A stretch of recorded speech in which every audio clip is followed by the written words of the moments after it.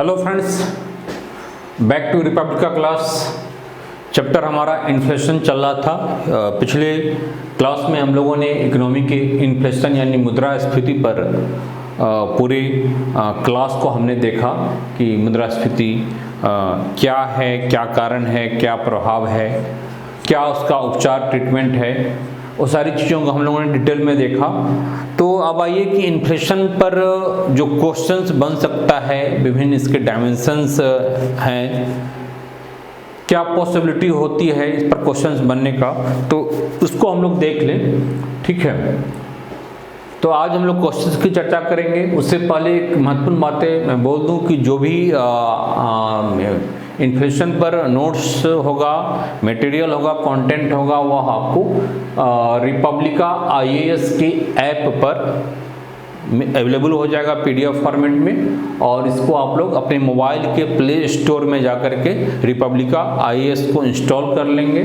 ठीक है, तो वहीं पर अवेलेबल हो जाएगा ऐप पर। ठीक है, YouTube पर डालना संभव नहीं है।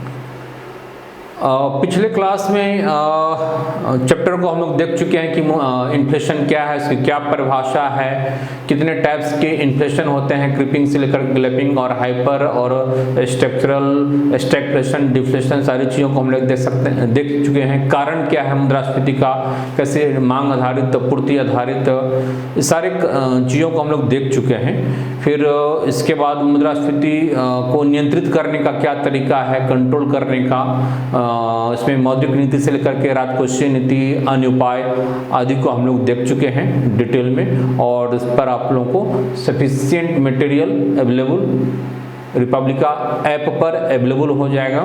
ठीक है, जो काफ़ी ज़्यादा है, और यह आपके PT पॉइंट ऑफ व्यू से भी है, मेंस पॉइंट ऑफ व्यू से भी है। बेसिक चीज़ें आपकी वहीं रहेगी कि इन्फ्लेशन क्या है, क्या कारण है, इसका क्या प्रभाव है, क्या उपचार है। ठीक है, तो इसी से संबंधित सारा क्वेश्चंस होगा PT में भी, मेंस में भी। आपका एक विकासशील देश के संदर्भ में इन्फ्लेशन कहाँ तक जरूरी है, किस प्रकार वह लाभदायक या हानिकारक होता है, सारी चीज़ें हम लोग क्लास में देख चुके हैं और स्टडी मटेरियल में आपको मिल जाएगा। तो आइए हम लोग इन्फ्लेशन पर जो क्वेश्चंस बन सकता है, कुछ क्वेश्चंस को हमने रखा है। अब क्वेश्चंस के माध्यम से हम लोग देखते हैं कि इन्फ्लेशन पर जैसे पहला क्वेश्चन ही इन्फ्लेशन पर कि इन्फ्लेशन क्या है, मुद्रास्फीति के कारण, मुद्रास्फीति का कारण क्या है, what are the causes for inflation. तो वस्तुओं का मूल्य बढ़ता है, तो हाँ, इसमें वस्तुओं का मूल्य बढ़ जाता है इन्फ्लेशन में। दूसरा, मुद्रा का मूल्य गिरता है, ये भी सही है, मुद्रा का मूल्य इसमें गिर जाता है। विनिमय दर में सुधार होता है, कोई जरूरी नहीं है विनिमय दर में सुधार हो सकता है विनिमय दर में इसका उल्टा इम्पैक्ट ही हो। ठीक है, क्योंकि आपके देश में महंगाई बढ़ रही है, इन्फ्लेशन बढ़ रहा है, लेकिन हार्ड करेंसी की तुलना में, फॉरेन करेंसी की तुलना में, अमेरिकन डॉलर की तुलना में आपका वैल्यू मुद्रा का अगर नहीं बढ़ेगा, ठीक है, तो विनिमय दर पर नेगेटिव इम्पैक्ट हो सकता है। तो पहला सही है, यह वाला सही है, और यह सही है, ये दो सही है आपका। तो इसलिए इसका उत्तर हो जाएगा उपरोक्त A और B। ठीक है, कोई प्रॉब्लम नहीं है। मुद्रास्फीति का बेसिक चीजें यही है कि जिसमें वस्तु का मूल्य बढ़ता है और मुद्रा का मूल्य गिरता है, यानी मुद्रा की परचेजिंग पावर, जो क्रय क्षमता होती है पैसे की, मनी की, वह घट जाता है। ठीक है, अब देखिए कि कैसे हम लोगों ने जो क्लास किया उसी बेस्ड क्वेश्चन सब आ रहा है। इसी टाइप्स का क्वेश्चंस विभिन्न एग्जाम्स में आता है, और यह क्वेश्चंस भी वहीं से लिया गया है कहीं न कहीं। ठीक है, आगे हम देखें कि द्रव्य की पूर्ति यथावत रहने पर, यदि द्रव्य की मांग में वृद्धि होती है, यानी सप्लाई, द्रव्य की पूर्ति यानी सप्लाई ऑफ द गुड्स अगर एज इट इज रहे, तो और द्रव्य की मांग में वृद्धि हो जाए, यानी उसकी डिमांड बढ़ जाती है, तो क्या होगा, कीमत स्तर में गिरावट आएगी? नहीं, कीमत बढ़ जाएगी। तो ये गलत है। ब्याज की दर में वृद्धि हो जाएगी? हाँ, ब्याज की दर में वृद्धि हो सकती है। चूंकि ऐसा क्यों होगा, मान लीजिए यह क्या है, इन्फ्लेशन की स्थिति है जिसमें द्रव्य सप्लाई एज इट इज है और डिमांड बढ़ जा रहा है, यानी इन्फ्लेशन की स्थिति। और इन्फ्लेशन की स्थिति में क्या होगा कि बैंक्स के पास पैसा कम होगा लोन देने के लिए, उधार देने के लिए, तो या फिर आरबीआई इसको कंट्रोल करेगी, इन्फ्लेशन को कंट्रोल करने के लिए अपनी बैंक रेट बढ़ा सकती है, सीआरआर बढ़ा सकती है, तो बैंकों के पास भी पैसा कम होगा लोन देने के लिए, तो ऐसे में ब्याज की दर में वृद्धि हो सकती है, हो जाएगी। ये इन्फ्लेशन में एक आम सी बातें हैं, तो यह आपका सही होगा। ठीक है, ब्याज की दर में कमी हो जाएगी, नहीं ये नहीं है। आय और रोजगार के स्तर में वृद्धि हो जाएगी, रोजगार का स्तर बढ़ सकता है, एम्प्लॉयमेंट जो रोजगार है वह बढ़ सकता है। इन्फ्लेशन में रोजगार को फायदा होता है, ठीक है, क्योंकि पूरी की पूरी इकोनॉमी में एक बूस्टअप आता है, तो ऐसे में एम्प्लॉयमेंट को फायदा हो सकता है। लेकिन आपका बेस्ट उत्तर यहाँ पर ए हो रहा है, किसी एक को ही चूज करना है। ठीक है, आगे हम लोग देख लें, और चूंकि इसमें ई ऑप्शन नहीं दिया हुआ है, आगे हम लोग देखते हैं कि निम्न से कौन सी मुद्रास्फीति से सर्वाधिक लाभ पाता है। तो इन्फ्लेशन का लाभ सबसे ज़्यादा किसको होता है, हम लोगों ने क्लास में देखा था कि जो ऋण लेने वाला होता है, उधार लेने वाला होता है, जो बोरोवर होता है उसको फायदा होगा, जो साहूकार होगा, जो लेंडर होगा उसको घाटा होगा, जो एफडी करने वाला होगा, जो फिक्स डिपॉजिट जिसने किया है बैंक्स वगैरह में उसको घाटा हो सकता है। ठीक है, बचत खाता अकाउंट रखने वाले को भी कोई बहुत ज़्यादा फायदा नहीं होगा, क्योंकि बचत खाते पर मान लीजिए इंटरेस्ट 4.5% का मिल रहा है और इन्फ्लेशन आपका पर ईयर एवरेज 6% का बढ़ रहा है, तो और उसका क्या होगा, उल्टा घाटा हो जाएगा, है ना। तो इन्फ्लेशन के हिसाब से उस रेशियो में सेविंग अकाउंट पर तो इंटरेस्ट मिलता नहीं है, तो इसमें घाटा होता है। बेहतर है कि अपने पैसे को एफडी में लगाने से बेहतर है, या फिर सेविंग, ये तो सेविंग अकाउंट है, बचत खाता अकाउंट, तो सेविंग खाते में तो और भी कम मिलता है, तो एफडी में भी और सेविंग अकाउंट में तो और कम मिलता है, 4-4.5 के आसपास वह रेट धीरे धीरे गिरता ही है। ठीक है, तो इसमें भी आपको फायदा नहीं है इन्फ्लेशन बढ़ने पर। राजकीय पेंशनर को भी घाटा हो सकता है, क्योंकि जिस रेट में इन्फ्लेशन बढ़ रहा है उस रेट में उसका इनकम नहीं बढ़ रहा है या पेंशन नहीं बढ़ रहा है, तो ऐसे में इसको घाटा हो सकता है, तो यह डायरेक्टली ऋणी को फायदा होगा। ठीक है, तो आपका आंसर हो जाएगा यह 3 ऋणी। अब आगे हम लोग देखें, भारत में मुद्रास्फीति की दर की माप किस आधार पर होती है। ठीक है, तो भारत में जो मुद्रास्फीति इन्फ्लेशन को मापा जाता है, मेजरमेंट किया जाता है, उसमें क्या है कि सारे टूल्स को अपनाया जाता है। ठीक है, इसमें उपभोक्ता मूल्य सूचकांक को भी अपनाया जाता है, थोक मूल्य सूचकांक को भी किया जाता है, और श्रमिकों के जीवन निर्वाह लागत मूल्य सूचकांक पर किया जाता है। इसलिए आपका उत्तर क्या होगा, डी, सारा होता है। ठीक है, अब आगे हम लोग देखें,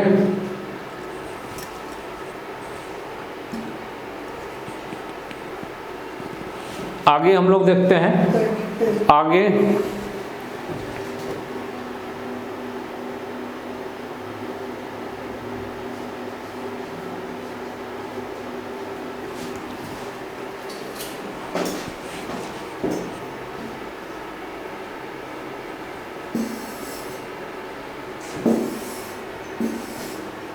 ठीक है, आगे नेक्स्ट क्वेश्चंस को हम लोग देखें। नेक्स्ट क्वेश्चन क्या है, निम्नलिखित में कौन सा भारत में मुद्रास्फीति के प्राकलन का सबसे प्रचलित माप है, कि most popular methods of measurement of inflation Bharat में कौन है। तो सारा है, मूल्य सूचकांक भी है, उपभोक्ता मूल्य कंज्यूमर प्राइस इंडेक्स पर भी हम इसको मापते हैं, मेजरमेंट करते हैं, लेकिन सबसे पॉपुलर, मोस्ट पॉपुलर आपका थोक मूल्य सूचकांक होता है। ठीक है, यह वाला जो पार्ट है थोक मूल्य सूचकांक सबसे पॉपुलर है, थोक मूल्य सूचकांक, होलसेल प्राइस इंडेक्स। ठीक है, तो ये आपका आंसर हो जाएगा। सबसे प्रचलित है। ऊपर वाले क्वेश्चन में क्या था कि किसका प्रयोग किया जाता है, तो प्रयोग सारा होता है, उपभोक्ता मूल्य सूचकांक का भी होता है, थोक मूल्य सूचकांक का भी होता है और इसका भी होता है, लेकिन किस आधार पर होती है। लेकिन यह प्रश्न क्या है कि सबसे प्रचलित क्वेश्चंस के सेंस में अंतर समझिए, ठीक है। सबसे प्रचलित कौन है, तो सबसे प्रचलित होलसेल प्राइस इंडेक्स है।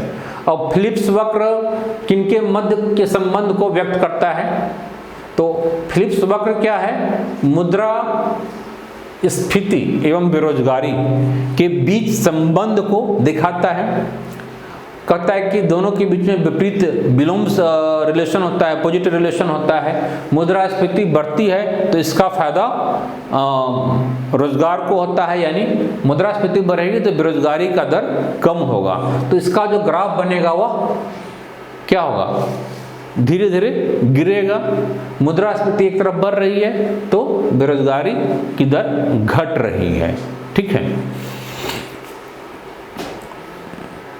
अगला क्वेश्चन देखें, ये बिल्कुल क्लियर है, फिलिप्स वक्र वाला, कोई प्रॉब्लम नहीं। भारत में कर्मचारियों की महंगाई भत्ते के निर्धारण का आधार है राष्ट्रीय आय, उपभोक्ता कीमत सूचकांक, जीवन स्तर और प्रति व्यक्ति आय। तो महंगाई भत्ते का निर्धारण उपभोक्ता कीमत सूचकांक पर होता है, ठीक है। कंज्यूमर प्राइस पर, कंज्यूमर प्राइस इंडेक्स पर होता है, इसलिए आपका यह हो जाएगा। इसी आधार पर महंगाई भत्ते का निर्धारण होता है, कोई प्रॉब्लम नहीं है, ठीक है। यह नहीं होगा, यह नहीं होगा, यह नहीं होगा, राष्ट्रीय आय नहीं, जीवन स्तर नहीं, प्रति व्यक्ति नहीं, सबसे बेस्ट उत्तर आपका उपभोक्ता कीमत सूचकांक। पहले भी हम लोग देख चुके हैं कि इस कंज्यूमर प्राइस इंडेक्स पर इन्फ्लेशन को मापा जाता है और उसी आधार पर कर्मचारियों को डीए भी दिया जाता है, एक बेस होता है। आगे हम लोग देखें, निम्नलिखित कथनों पर विचार कीजिए। मुद्रास्फीति ऋणियों को लाभ पहुंचाता है, हाँ बिल्कुल सही है, पहले भी हम लोग देख चुके हैं। ऋणी को, जो ऋण लेने वाला होता है, जो बोरोवर होता है, उसको फायदा होता है। मुद्रास्फीति बॉन्ड धारकों को लाभ पहुंचाती है, नहीं ये उल्टा हो जाएगा। जो बॉन्ड धारक है, जैसा कि मैं बताया, जो एफडी करने वाला होगा, जो बॉन्ड होल्डर होगा, उसको घाटा होगा, लाभ नहीं होगा, घाटा होगा, ठीक है। तो उपयुक्त कथनों में से कौन सा सही है, तो सही आपका केवल एक, ठीक है। तो आपका आंसर कौन सा होगा, एक होगा, ठीक।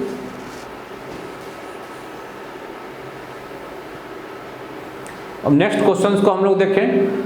निम्नलिखित उपभोक्ता मूल्य सूचकांक पर विचार कीजिए। उम्मीद है कि आप लोगों को किसी क्वेश्चंस में प्रॉब्लम नहीं आ रहा होगा। जो क्लास हम लोगों ने किया है उसके आधार पर सारी चीज़ों को लगभग हम लोग देख चुके हैं पहले ही। निम्नलिखित उपभोक्ता मूल्य सूचकांक पर विचार कीजिए।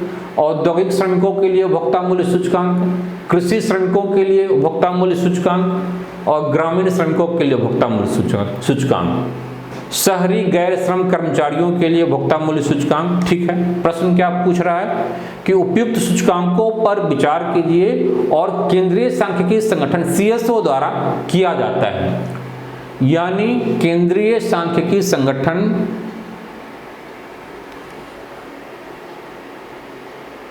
ठीक है किस सूचकांक को मेजरमेंट करती है, तो यह होगा आपका शहरी गैर श्रम कर्मचारियों के लिए उपभोक्ता मूल्य सूचकांक, ठीक है। सीएसओ के द्वारा ही होता है। बाकी यह जो तीनों है, औद्योगिक श्रमिक के लिए, कृषि श्रमिक के लिए, देखिए श्रमिक वर्ड है, औद्योगिक श्रमिक और कृषि श्रमिक, ठीक, और ग्रामीण श्रमिक। तो तीनों प्रकार के श्रमिकों के लिए उपभोक्ता मूल्य सूचकांक श्रम एवं रोजगार मंत्रालय के अंतर्गत जो श्रम ब्यूरो होता है उसके द्वारा यह निर्धारित होता है, आकलन किया जाता है। वहीं सीएसओ के द्वारा, ठीक है, केंद्रीय सांख्यिकी संगठन के द्वारा यह जो है, जो शहर में रहने वाले गैर श्रम कर्मचारियों के लिए उपभोक्ता मूल्य सूचकांक का आकलन CSO के द्वारा होता है। तो यह फैक्ट है, इसको आप लोग याद कर लेंगे। बहुत ही अच्छा क्वेश्चंस है। क्वेश्चंस देखने का फायदा यही होता है कि क्वेश्चंस के माध्यम से कुछ छुटा हुआ भी पहलू होता है तो उसको हम लोग देख लेते हैं। ठीक है, तो यह तीनों जो है, पहला, दूसरा और तीसरा, औद्योगिक श्रमिक, कृषि श्रमिक और ग्रामीण श्रमिक के लिए उपभोक्ता मूल्य सूचकांक का आकलन कौन करता है? तो श्रम और रोजगार मंत्रालय के अंतर्गत श्रम ब्यूरो के द्वारा, वही इसका गैर श्रम कर्मचारी, शहरी गैर श्रम कर्मचारी का केंद्रीय सांख्यिकी संगठन के द्वारा होता है। तो ये फैक्चुअल क्वेश्चंस है, इसको आप लोग देख जाएंगे। तो इसमें आपका केवल 4 हो जाएगा। सी डन, कोई प्रॉब्लम नहीं। अब आगे हम लोग देखें, आगे में अच्छा अभी आपके क्वेश्चंस कई हैं। ठीक है, अगला क्वेश्चन है कि सामान्य कीमत स्तर में बढ़ोतरी निम्नलिखित में से किन कारणों से है? सामान्य कीमत स्तर में बढ़ोतरी, ठीक है, किस कारण से है? तो द्रव्य की पूर्ति में कीमत स्तर में बढ़ोतरी क्यों होती है? तो द्रव्य की पूर्ति में वृद्धि, उत्पादन के समग्र स्तर में गिरावट, ये ठीक है, जब प्रोडक्शन में कमी आएगी तो कीमत बढ़ जाएगी। प्रभावी मांग में वृद्धि, डिमांड में वृद्धि हो जाएगी। तो इसका उत्तर आपका 2 और 3 होगा। ठीक है, द्रव्य की पूर्ति में अगर वृद्धि होगी, यानी सप्लाई में वृद्धि होगी, तो कीमत स्तर नहीं बढ़ेगा समान रूप से। ठीक है, समान रूप से। तो उत्पादन में कमी आ जाएगी और मांग में वृद्धि हो जाएगी, तो कीमत स्तर बढ़ेगा। तो इसलिए आपका आंसर 2 और 3 दोनों सही है। ठीक है, यह भी सही है और यह भी सही है, तो इसीलिए आपका उत्तर केवल 2 और 3 होगा। डन। अगला है निम्नलिखित में से किस एक का अपने प्रभाव में सर्वाधिक स्फीतिकारी होने की संभावना है? ठीक है, किस एक का अपने प्रभाव में सर्वाधिक स्फीतिकारी होने की संभावना है? लोक ऋण की चुकौती, ये स्पेलिंग मिस्टेक है। बजट घाटे के वित्तीयन के लिए जनता से ऋणदान, बजट घाटे के वित्तीयन के लिए बैंकों से ऋणदान और बजट घाटे के वित्तीयन के लिए नई मुद्रा का सृजन। किस एक का अपने प्रभाव में सर्वाधिक स्फीतिकारी होता है? ठीक है, बजट घाटे के वित्तीयन के लिए नई मुद्रा का जो सृजन होगा, तो उससे भी क्या होगा? इन्फ्लेशन बढ़ेगा। ठीक है, वित्तीयन बैंकों से जो ऋण लिया जाता है तो उसमें भी होता है, और वित्तीयन के लिए जनता से ऋणदान और लोक ऋण की चुकाना, कुछ ऐसा होगा, चुकौती। हाँ, अच्छा, ठीक है, उस रूप में ठीक है। तो लेकिन महत्वपूर्ण ये आपका ए होगा, वित्तीयन के लिए नई मुद्रा का सृजन। यानी अगर हम अपने वित्तीय घाटे को पूरा करने के लिए सरकार अगर नई मुद्रा को लाती है, ठीक है, यानी मुद्रे का निर्गमन करती है, इशू ऑफ करेंसी ज़्यादा होगा, तो क्या होगा? इससे इन्फ्लेशन बढ़ेगा। हर एक साल होता है, आप देखते हैं कि बजटीय घाटे को पूरा करने के लिए कहीं न कहीं हिनार्थ प्रबंधन होता है, डेफिसिट फाइनेंसिंग गवर्नमेंट के द्वारा होती है, और इसके लिए इसके तहत नई मुद्रा का निर्गमन किया जाता है, इशू किया जाता है RBI के इशू डिपार्टमेंट के द्वारा, हम लोग देख चुके हैं। तो ऐसे में जब नई मुद्रा का निर्गत ज़्यादा होगा तो क्या होगा? वह स्फीतकारी होगा, इन्फ्लेशन उससे बढ़ेगा। कुछ मात्रा तक सही है, कुछ हद तक हो तो ठीक है, वो स्वाभाविक है, अर्थव्यवस्था में होता है। लेकिन जब आदतन हो जाए, बार बार गवर्नमेंट इसका प्रयोग कर रही है कि अपने घाटे को पूरा करने के लिए, यानी जब गवर्नमेंट की लायबिलिटी बढ़ जाती है, आमदनी कम हो और देनदारी बढ़ जाए, ठीक है, देयता बढ़ जाए, यानी सिंपल भाषा में कहें तो आमदनी 54 और खर्चा 58, तो सरकार की भी ऐसी स्थिति होती है। तो ऐसी स्थिति में उसको एडजस्ट करने के लिए सरकार नई मुद्रा का निर्गमन करवाती है RBI से, और जब नया मुद्रा को छापा जाएगा तो वह क्या होगा, वह हानिकारक हो सकता है, वह स्फीतकारी होगा, वह इन्फ्लेशन को बढ़ाने वाला होगा। ठीक है, तो इसलिए कहा जाता है कि बेहतर है कि डेफिसिट फाइनेंसिंग की एक कंट्रोल अवस्था में रहे। दूसरा है कि सरकार अपव्यय न करे, जो एक्सपेंडिचर है उस एक्सपेंडिचर को, पब्लिक एक्सपेंडिचर को कम करे, अपव्यय न हो। तो ये सारी चीज़ें हैं अनावश्यक, इसके लिए सरकार कर्मचारियों की भी छटनी करती है, अपने अपव्यय में कमी करती है। तो चलिए, इस प्रकार से ढेरों सारा क्वेश्चन है, तो क्वेश्चंस को हम लोग देखेंगे। ठीक है, एक और क्वेश्चन को देख लीजिए, निम्नलिखित में से कौन मुद्रास्फीति के नियंत्रण की विधि नहीं है? मुद्रास्फीति की नियंत्रण, मांग पर नियंत्रण करना, मुद्रा की पूर्ति का नियंत्रण करना, ब्याज दर को कम करना और वस्तुओं की राशनिंग। ठीक है, तो मांग पर नियंत्रण यानी डिमांड को कंट्रोल करना, ठीक है, भी है। मुद्रा की, अच्छा नहीं है, मुद्रा की पूर्ति को भी कंट्रोल में करना और ब्याज दर को कम करना। तो वस्तुओं की राशनिंग, वस्तुओं की राशनिंग ये सबसे उपयुक्त विधि नहीं है। ठीक है,